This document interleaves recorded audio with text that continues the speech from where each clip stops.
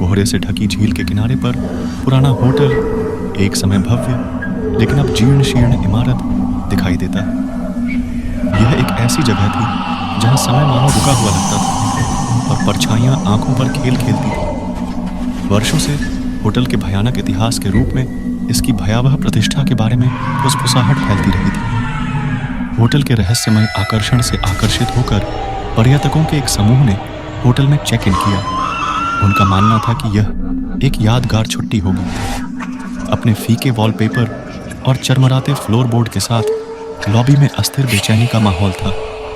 बुजुर्ग दरबान ने उन्हें उनके कमरों की जंग लगी चाबियां सौंपते हुए एक गुप्त मुस्कान दी। सभी लोग अपने अपने कमरे में चले गए। बाहर का मौसम तूफानी रूप लेने लगा था।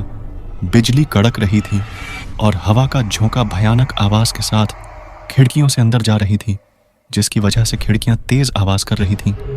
जैसे ही रात हुई, पर्यटकों को अजीब घटनाओं का अनुभव होने लगा। अस्पष्ट फुसफुसाहट और भूतिया आभास ने उनके कमरों को परेशान कर रखा था। हवा एक अप्राकृतिक ठंड से बोझिल हो गई थी और दीवारों पर लगी पेंटिंग्स खून के आंसू रोती हुई लग रही थी।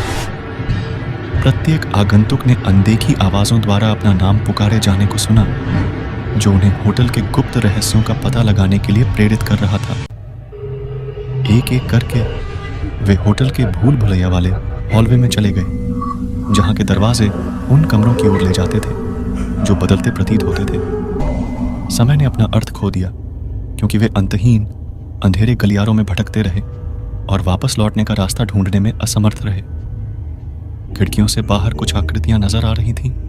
ऐसा लग रहा था जैसे भूतिया आकृतियां खिड़की से अंदर आना चाह रही हो। सब लोग भागते हुए एक कमरे में गए। कमरे में एक दर्पण मिला, जिसमें वास्तविकता का एक विकृत दुहा स्वप्न वाला संस्करण प्रतिबिंबित हुआ। उनको अपने चेहरों के साथ किसी और के चेहरे भी शीशे में दिखाई दे रहे थे, जो भयानक थे। वहीं एक दूसरा शीशा भी था, जिसमें एक अंतहीन खालीपन दिखाई दे रहा था, जैसे शीशे के अंदर बहुत बड़ा कुआं खोदा गया हो। शीशे ने एक मेहमान को अपनी तरफ खींचना चाहा। बकियों ने पूरी ताकत से उसको बाहर खींचा। सब डर से भागे।